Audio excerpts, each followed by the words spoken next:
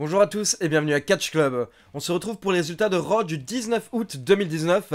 Allez, c'est parti. Le show débute avec l'entrée de Roman Reigns et pendant son entrée, on nous montre une vidéo des différentes attaques qu'a subi Roman Reigns ces dernières semaines. Pour rappel, actuellement, on ne connaît toujours pas le coupable, mais apparemment Daniel Bryan va dévoiler le coupable demain soir lors de SmackDown. Et donc une fois que Roman Reigns est dans le ring, on a le droit à l'entrée de Dolph Ziggler qui prend le micro rapidement pour se plaindre comme d'habitude de l'attaque qu'il a subie de Shawn Michaels, de sa défaite face aux Miz et des 3 spears qu'il a reçus de la part de Goldberg. Et il allait terminer avec la phrase qu'il répète chaque semaine, c'est-à-dire ça devrait être moi. Et au moment où il allait terminer sa phrase, il a porté un super kick à Roman Reigns. Donc l'arbitre les a séparés, il est allé vérifier que Roman Reigns allait bien, puis il a démarré le match. Ziggler a bien essayé de se défendre, mais au final Roman Reigns l'a battu avec un spear au bout de 10 minutes. Ensuite, Michael Cole nous présente une vidéo qui nous montre le retour de Sasha Banks la semaine dernière et son attaque sur Natalya et Becky Lynch. Puis on a le droit à une vidéo qui a été enregistrée plus tôt durant la journée et il s'agit d'une petite promo de Becky Lynch. Becky dit qu'elle veut se battre contre les meilleurs et elle commence à parler de Sasha Banks en disant que Banks a disparu il y a 4 mois quand sa carrière ne valait plus rien et que maintenant elle est de retour et elle est chaude comme jamais. Donc Becky Lynch se demande ce qu'a fait Sasha Banks durant ses vacances pour être dans cet état. Puis Lynch dit qu'elle sait ce qu'a fait Sasha Banks, elle n'a absolument rien fait. Et elle termine en disant qu'elle va donner une raison à Sasha Banks de rentrer à la maison définitivement en pleurant. Puis on retrouve le King Jerry Lawler dans le ring et justement il est censé interviewer Sasha Banks pour qu'elle s'explique. Mais d'abord Jerry Lawler commence à nous parler du King of the Ring et il dit que du côté de Raw, il pense que ça va se jouer entre Cedric Alexander et Ricochet. Mais là, d'un coup, les lumières commencent à s'éteindre, donc on reconnaît en fait les premières étapes de l'entrée du Fiend. Et tout de suite, Jerry Lawler réagit. Il dit qu'il sait ce qu'il se passe, il a déjà vu ça ces dernières semaines, notamment comme Mick Foley et Kurt Angle se sont fait attaquer par The Fiend, donc il décide de sortir du ring et il commence à courir vers la rampe, mais à ce moment-là, les lumières s'éteignent. Et l'espèce de musique de film d'horreur du Fiend démarre, et le Fiend apparaît derrière Jerry Lawler, et là, il lui porte le Mandible Claw. Puis les lumières s'éteignent à nouveau et on entend le rire démoniaque de Bray Wyatt. Puis quand elle se rallume, le Fiend a disparu et les officiels viennent s'occuper de Jerry Lawler. Donc voilà, comme je vous en avais parlé dans les news, le Fiend apparaît quand il le souhaite pour garder cet effet de surprise autour de lui. Et encore une fois, cette semaine, il attaque une légende. Donc après Mick Foley et Kurt Angle, maintenant c'est Jerry Lawler. Ensuite, le second match de la soirée, c'est Ricochet et The Miz contre Drew McIntyre et Baron Corbin. Car pour info, ces lutteurs s'affronteront dans des matchs pour le King of the Ring. La semaine prochaine, Ricochet affrontera Drew McIntyre et The Miz affrontera Baron Corbin. Baron Corbin d'ailleurs qui a changé de tenue hier soir pour son retour. Il n'a plus sa tenue de garçon de café. Maintenant il catch avec un débardeur noir. Honnêtement c'est déjà mieux que sa dernière tenue. Et donc encore une fois on a eu le droit à un match de 10 minutes. Et au final Ricochet a porté son recoil sur Baron Corbin. Donc en fait c'est le Codebreaker pour la victoire. Puis on a eu le droit à une petite pub concernant NXT. Et juste pour info en fait au moment où je tourne cette vidéo, donc là il est environ 15h, la WWE vient d'annoncer que c'est officiel. À partir du mercredi 18 septembre, NXT sera diffusé chaque semaine sur la chaîne USA Network aux États-Unis. Et le show durera maintenant 2 heures et il sera en direct. Donc en fait clairement c'est pour contrer la AEW comme je vous en avais parlé ce week-end dans les news. Ensuite très rapidement on a eu le droit à une interview de Booker T par Skype. Et il a notamment parlé du King of the Ring et il a choisi Drew McIntyre comme vainqueur. Puis le troisième match de la soirée c'était AJ Styles accompagné par Gallows et Anderson contre Braun Strowman pour le championnat des États-Unis. Et au bout de 2 minutes, Braun Strowman allait porter son Power Slam, mais Gallows est intervenu et a porté un super kick à Strowman pour causer la disqualification. Et donc les 3 membres de DOC se sont acharnés sur Braun Strowman jusqu'à ce que Seth Rollins fasse son entrée pour sauver Braun Strowman comme Strowman l'avait fait la semaine dernière. Donc Rollins s'est débarrassé de DOC, puis il est allé aider Braun Strowman à se relever. Et donc il lui a tendu la main, Braun Strowman a serré la main de Rollins, mais il l'a serré un petit peu plus longtemps qu'il n'aurait dû, et du coup Rollins a commencé à avoir un regard un petit peu inquiet, mais au final Strowman a lâché sa main et tout allait bien entre les deux catcheurs. Et justement on retrouve Rollins et Strowman en coulisses, et Rollins dit que si c'était à lui de choisir, Braun Strowman serait le premier à avoir une chance pour le titre universel. Puis il lui dit que ce soir ils doivent se concentrer pour essayer de battre The OC, et il propose à Strowman de faire équipe pour affronter Gallows et Anderson. Et Strowman n'a pas répondu pendant toute la conversation et il a juste terminé en gros grognant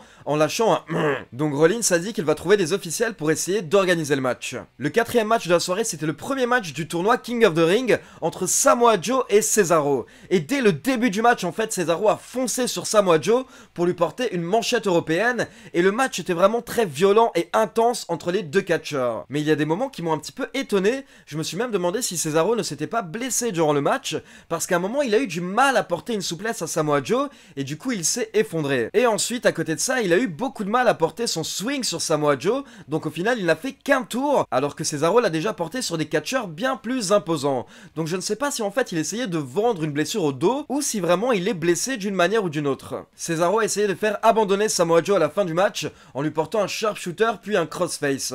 Mais Samoa Joe a réussi à s'en sortir et il a porté son coquina clutch pour la victoire. Donc vainqueur Samoa Joe qui avance dans le tournoi King of the Ring. Puis on passe au titre 24/7 et on voit une session d'enregistrement d'Elias en studio. Et en fait alors qu'il jouait du piano, il s'est fait attaquer par Drake Maverick déguisé, mais Elias a réussi à s'en sortir. Et donc hier soir à Raw on était censé avoir la dernière grande prestation de Elias avant qu'il ne disparaisse, parce qu'après Raw il souhaitait se cacher et disparaître pour pouvoir conserver son titre 24/7. Mais quand Elias voulait commencer sa chanson, il s'est rendu compte que sa guitare n'était pas accordée, donc il a demandé à un membre de l'équipe de lui apporter une autre guitare. Mais en fait c'est R-Truth qui a débarqué dans le ring et il y avait également un arbitre. Et donc R-Truth a essayé de porter deux petits paquets à Elias, mais Elias a réussi à s'en sortir, donc pour le moment il conserve son titre 24/7. Ensuite on a retrouvé Rey Mysterio en coulisses avec Charly Caruso, et hier soir à Raw, Rey Mysterio était censé nous faire une grande annonce. Et donc Rey Mysterio commence à parler de sa carrière, il dit qu'il a eu beaucoup de chance et qu'il a eu une carrière magnifique, mais que comme tout le monde il sait qu'il y a un moment où il faut raccrocher son masque. Il parle justement du fait que Andrade a essayé de lui déchirer son masque ces dernières semaines et il dit que c'est la plus grande humiliation pour un luchador. Et ça l'énerve en fait parce qu'il ne peut rien faire par rapport à ça, parce qu'actuellement il se sent moins fort que Andrade. Mysterio dit que quand il est dans le ring, il voit ce que va être son prochain move, mais maintenant en fait son corps n'arrive plus à suivre. Il redoute que ce sont les différentes blessures en fait qui commencent à s'empiler et il dit qu'il comprend qu'il est temps de raccrocher son masque et de laisser la nouvelle génération s'exprimer. Et là Rey Mysterio a commencé à ouvrir son masque et donc il allait l'enlever et annoncer sa retraite. Mais comme beaucoup de fans s'y attendaient, son fils a débarqué. Et là son fils l'a arrêté en lui disant que son papa lui avait promis qu'un jour, quand il commencera à catcher, il commencera à catcher avec son père. Dominique dit qu'il veut pouvoir dire à ses enfants qu'il a catché avec leur grand-père. Et il dit que c'est une tradition chez les Mysterio. Rey Mysterio a commencé à catcher avec son oncle, Rey Mysterio Senior, et donc ce serait logique pour Dominique de commencer à catcher avec son père. Donc en fait ils ont fait une scène vraiment très touchante entre le père et le fils, et ça s'est terminé avec Rey Mysterio qui a dit qu'il va continuer, il va le faire pour son fils. Donc voilà, c'était un très beau moment, c'était touchant. Maintenant honnêtement d'un point de vue du jeu d'acteur, c'est très difficile en fait de jouer ce genre de scène, surtout pour Dominique par exemple qui est un très jeune talent qui débute à peine et qui du coup n'est pas un grand acteur pour le moment. Donc voilà, moi par moment j'étais plus gêné qu'autre chose limite. Donc voilà, moi j'aime pas vraiment la manière dont ils ont amené le fils de Rey Mysterio, parce que clairement le but de cette storyline c'est de pouvoir faire débuter le fils de Rey Mysterio. Mais on verra ce que ça donne, peut-être que ça nous donnera quelques grands moments. Et apparemment d'après les journalistes américains, le fils de Rey Mysterio en fait va faire ses débuts petit à petit, mais actuellement il n'est pas totalement encore prêt. Donc peut-être qu'il va commencer par exemple avec des matchs par équipe, mais au niveau des matchs solo, la WWE viserait plutôt 2020. On passe au cinquième match de la soirée entre le New Day, Big E et Xavier Woods contre les Revival. Et Michael Cole précise durant le match que les Revival portent des chaussures en peau de serpent, donc snakeskin, et qu'ils ont d'ailleurs remercié Randy Orton pour ce cadeau sur Twitter. Et justement durant le match, alors que Big E s'apprêtait à porter un spear, Randy Orton a débarqué de nulle part et il a porté son RKO. Donc forcément les vainqueurs sont le New Day par disqualification, mais le segment ne s'arrête pas là car forcément Randy Orton n'est pas venu juste pour un RKO. Donc après le match, Kofi Kingston débarque pour essayer de sauver ses partenaires, mais Randy Orton lui porte un nouveau RKO. Puis Randy Orton en a porté un à Xavier Woods, et ensuite les Revival ont essayé de blesser Xavier Woods. Donc on avait Dawson qui a porté un figure 4 à Woods, pendant que Wilder a sauté de la 3e corde sur le genou de Xavier Woods. Donc on a pu voir Woods qui a vraiment super bien vendu, en faisant semblant d'être gravement blessé, et Kofi Kingston qui était au sol mais qui rampait vers son partenaire pour essayer de l'aider. Donc voilà, très bon segment pour mettre de la hit sur Randy Orton et de Revival, et on se retrouve avec un Randy Orton qui domine clairement le champion actuellement. Ensuite on passe à un segment que tout le monde attendait, il s'agit des explications de Sasha Banks. Et donc on retrouve Banks en coulisses et Michael Cole lui pose des questions, mais d'abord il lui dit que si elle souhaite s'expliquer, elle peut dire ce qu'elle souhaite. Et Banks dit que ces 7 derniers jours ont été incroyables pour elle, et ils ont été remplis d'émotions. Puis elle dit qu'elle s'est regardée dans la glace et elle trouve que cette version bleue de Sasha Banks lui va très bien. Elle dit qu'il est temps de montrer ce qu'elle vaut et qu'elle se sent mieux que jamais. Mais Michael Cole dit que les gens ne veulent pas entendre parler de ses cheveux, les gens veulent savoir pourquoi est-ce qu'elle a attaqué Becky Lynch et surtout Natalya alors qu'elle est en train de parler du décès de son père. Et là, Banks a été silencieuse pendant quelques secondes, puis elle a regardé la caméra et elle a juste dit... de rien. Et elle a quitté le set, elle a quitté l'interview. Puis le 6ème match de la soirée, c'était Nikki Cross et Alexa Bliss contre Sonya Deville et Mandy Rose. Et ce sont les championnes qui ont remporté le match grâce à un neckbreaker de Nikki Cross. Puis on retrouve Seth Rollins et Braun Strowman dans les vestiaires. Rollins était en train de parler et d'essayer de motiver Braun Strowman, mais en fait Braun Strowman n'écoutait pas du tout Seth Rollins, car il regardait derrière lui au fond de la scène, il y avait la ceinture universelle, et c'était la seule chose qui intéressait Braun Strowman. Et Seth Rollins s'en est rendu compte, donc il a dit à Braun Strowman qu'il aura sa chance plus tard, mais que ce soir ils doivent se concentrer sur les titres par équipe. On passe au 7ème match de la soirée qui était à nouveau un match pour le King of the Ring entre Sami Zayn et Cedric Alexander. D'ailleurs avant le match on peut voir une petite vidéo de Sami Zayn qui dit que ça fait 2 mois et demi qu'il perd tous ses matchs et donc ça s'arrête lors du King of the Ring. Mais au final, il perd le match en 3 minutes 30 suite au lumbar check de Cedric Alexander. Puis on retrouve Natalya en coulisses pour une petite interview. Natalya dit qu'elle vient de sortir du bureau des médecins et qu'elle va devoir subir d'autres tests.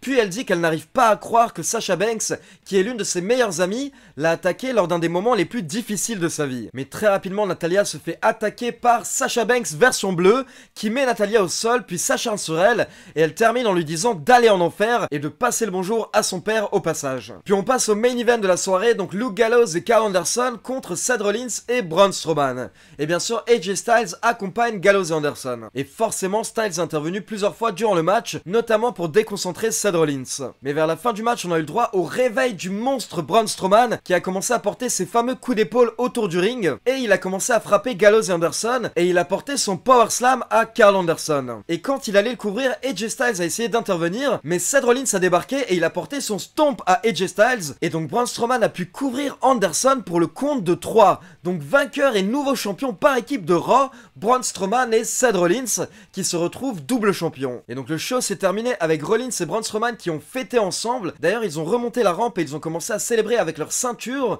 Mais quand Seth Rollins a soulevé sa ceinture universelle, encore une fois, Braun Strowman a fixé la ceinture et Seth Rollins avait l'air un petit peu inquiet. Donc voilà, je trouve que le retour de Braun Strowman est vraiment super intéressant parce que depuis la semaine dernière, en fait, depuis son retour, il tease clairement quelque chose avec Seth Rollins. D'abord, la semaine dernière, quand il a aidé Rollins à se relever, on pouvait voir que Seth Rollins avait l'air un petit peu hésitant et Braun Strowman également. Et cette semaine, plusieurs fois, Braun Strowman a fixé la ceinture universelle et la situation avait l'air parfois bizarre, voire même tendue avec Seth Rollins.